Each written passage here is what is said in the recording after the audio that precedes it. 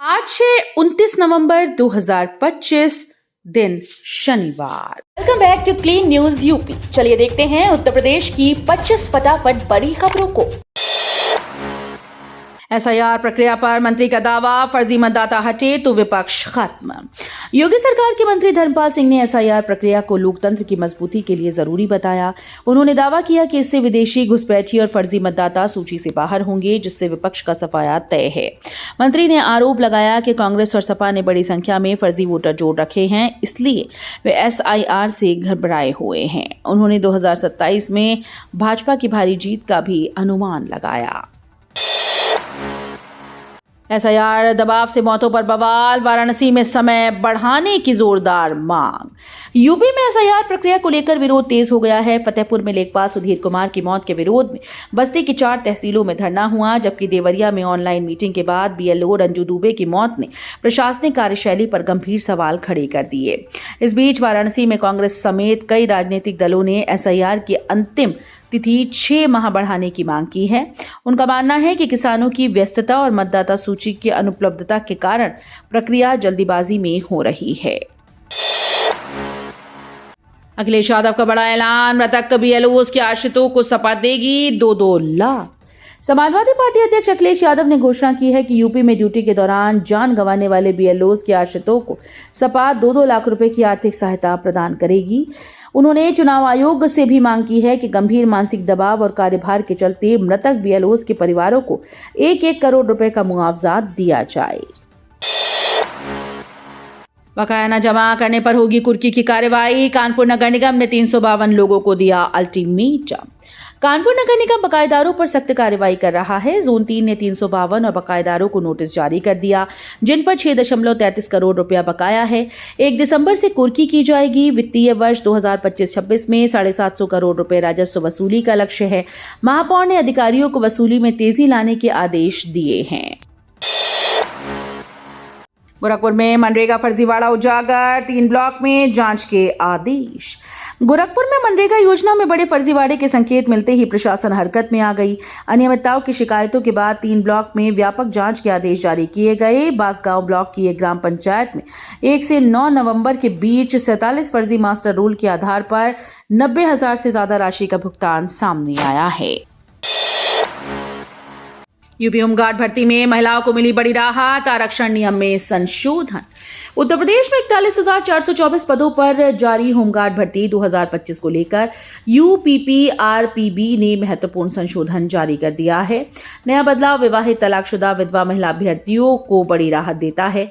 अब आवेदन करते समय महिलाएं पिता पक्ष के जाति प्रमाण पत्र और वर्तमान निवास प्रमाण पत्र के जनपद भिन्न होने पर भी आरक्षण का लाभ ले सकेंगी। विवाह के बाद निवास बदलने के कारण आने वाली समस्या को बोर्ड ने दूर कर दिया है। अनुकंपा नियुक्ति पुलिसकर्मियों को प्रशिक्षण अवधि का पूरा वेतन देने का हाईकोर्ट आदेश। इलाहाबाद हाईकोर्ट ने अनुकंपा आधारित नियुक्ति पाए सब इंस्पेक्टर्स और इंस्पेक्टर्स के पक्ष में बड़ा फैसला सुनाते हुए कहा कि वे प्रशिक्षण अवधि के पूर्ण वेतन के हकदार हैं। कोर्ट ने प्रशिक्षण अवधि को सेवा में जोड़ते हुए 7वें वेतन आयोग के लाभ और एरियर देने का निर्देश दिया। 2010-11 बैच के 61 पुलिसकर्मियों ने याचिका दायर कर प्रशिक्षण अवधि में केवल स्टाइपेंड दिए जाने की चुनौती दी थी। हाईकोर्ट ने 2 माह के अंदर आदेश का पालन सुनिश्चित करने के निर्देश दिए। यूपी में बिजली बिल में भारी छूट, योगी सरकार ने शुरू किया राहत अभियान। उत्तर प्रदेश में सर्दियों से पहले योगी सरकार ने बिजली उपभोक्ताओं को बड़ी राहत दी है। 1 दिसंबर 2025 से बिजली बिल सुधार और राहत महाअभियान शुरू होगा, जिसमें घरेलू और छोटे वाणिज्यिक उपभोक्ताओं को बिल में भारी छूट मिलेगी। योजना 28 फरवरी 2026 तक 3 चरणों में लागू होगी। योजना के तहत 2 किलोवाट तक बिजली उपयोग करने वाले उपभोक्ताओं को 1 किलोवाट तक के बिल में राहत दी जाएगी। यूपी में आधार कार्ड से जन्म तिथि साबित नहीं होगी, सरकारी नियम बदले। उत्तर प्रदेश सरकार ने आधार कार्ड से जन्म तिथि प्रमाणित करने के नियम बदल दिए हैं। नियोजन विभाग ने सभी विभागों को निर्देश दिया कि अब आधार को जन्म तिथि प्रमाण पत्र के रूप में स्वीकार नहीं किया जाएगा।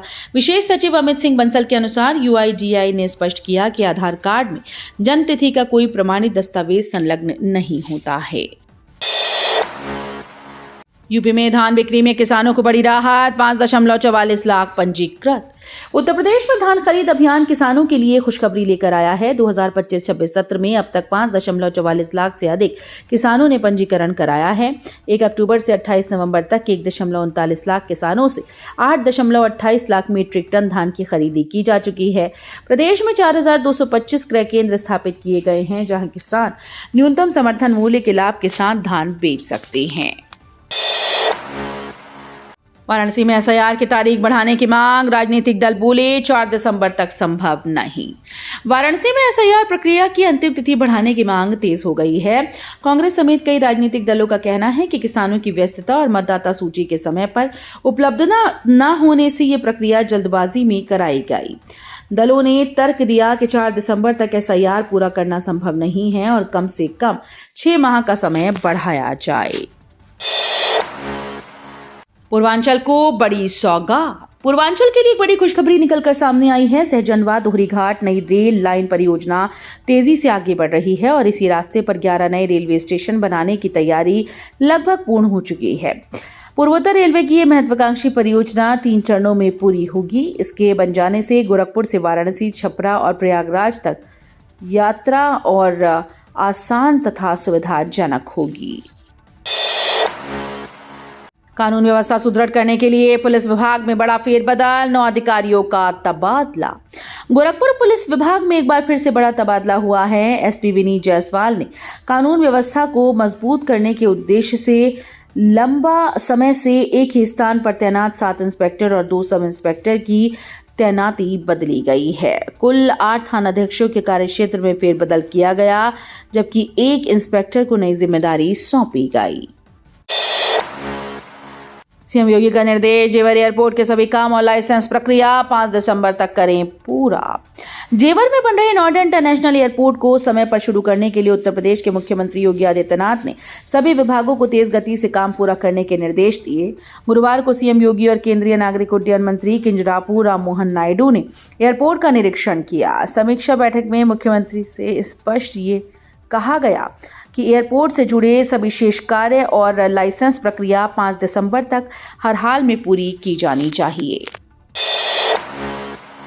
एसआईआर पर योगी सरकार का बड़ा बयान, घुसपैठिए बाहर होंगे, विपक्ष की भूमिका पर सवाल। उत्तर प्रदेश में चल रही एसआईआर प्रक्रिया को लेकर राजनीति तेज हो गई है।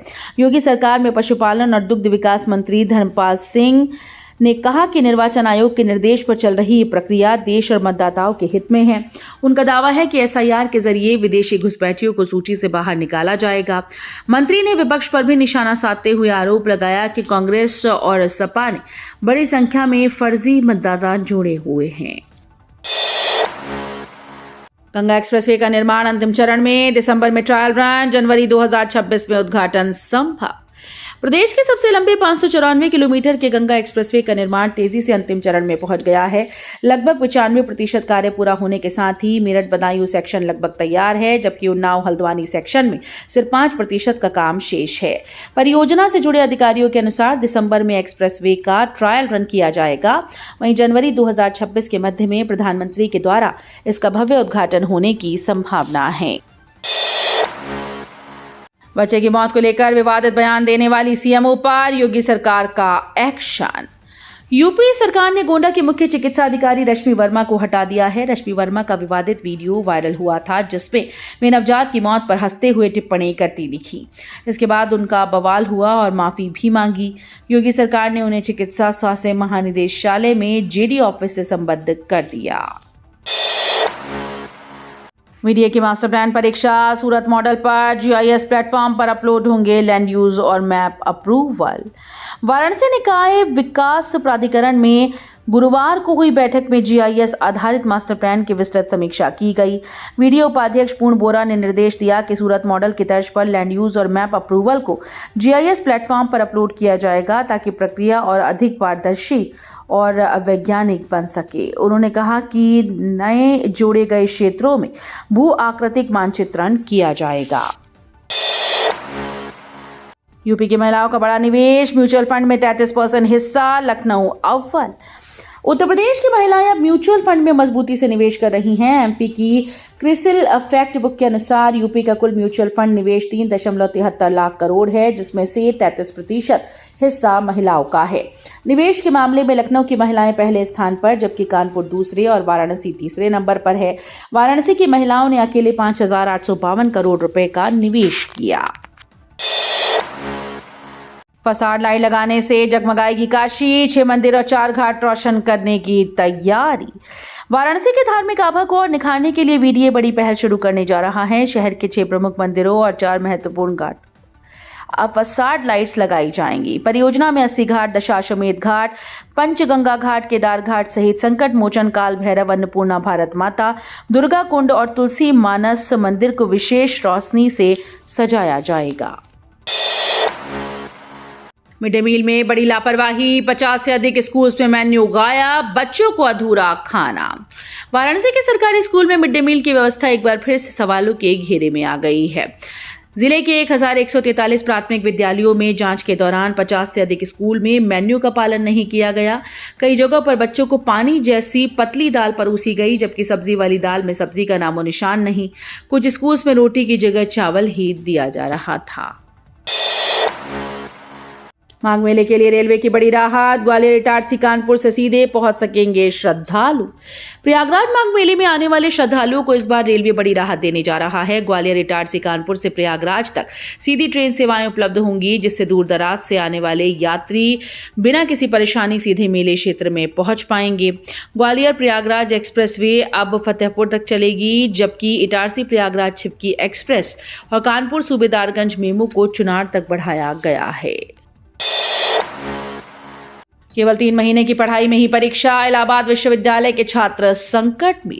इलाहाबाद विश्वविद्यालय के छात्रों पर इस बार सेमेस्टर परीक्षाओं का दबाव और प्रक्रियाएं बढ़ गई हैं। देर से हुई प्रवेश प्रक्रिया और छुट्टियों के कारण विद्यार्थियों को पढ़ाई के लिए मात्र 3 महीने ही मिल सके। यूजीसी के शैक्षणिक कैलेंडर का पालन करने के निर्देशों के चलते विश्वविद्यालय ने जल्दबाजी में सेमेस्टर परीक्षाओं की तारीखें घोषित कर दी हैं। मेरठ में फिर उड़ा ड्रोन, झुग्गी बस्तियों में पुलिस ने किया घर घर सत्यापन। मेरठ के खुशीपुर इलाके में पुलिस ने एक बार फिर से ड्रोन सर्विलांस के साथ बड़ी कार्रवाई की है। कोतवाली सीओ ने पीएसी और क्यूआरटी टीम के साथ ड्रोन उड़ाकर झुग्गी झोपड़ी में रहने वाले परिवारों की निगरानी की और फिर हर झोपड़ी में जाकर पहचान पत्रों का सत्यापन किया। पुलिस ने आधार कार्ड समेत अन्य दस्तावेजों की जांच करते हुए निवासियों की पूरी जानकारी दर्ज की। इस दौरान इलाके में कुछ देर के लिए अफरा तफरी का माहौल भी देखा गया। गोरखपुर में मनरेगा फर्जीवाड़ा उजागर, 3 ब्लॉक में जांच के आदेश, सख्त कार्रवाई तय। गोरखपुर में मनरेगा योजना में बड़े फर्जीवाड़े की आशंका के बाद प्रशासन हरकत में आ गया। अनियमितताओं और शिकायतों के आधार पर 3 ब्लॉक में जांच के निर्देश दिए गए। अधिकारियों का कहना है कि गड़बड़ी करने वालों को किसी भी हाल में बख्शा नहीं जाएगा।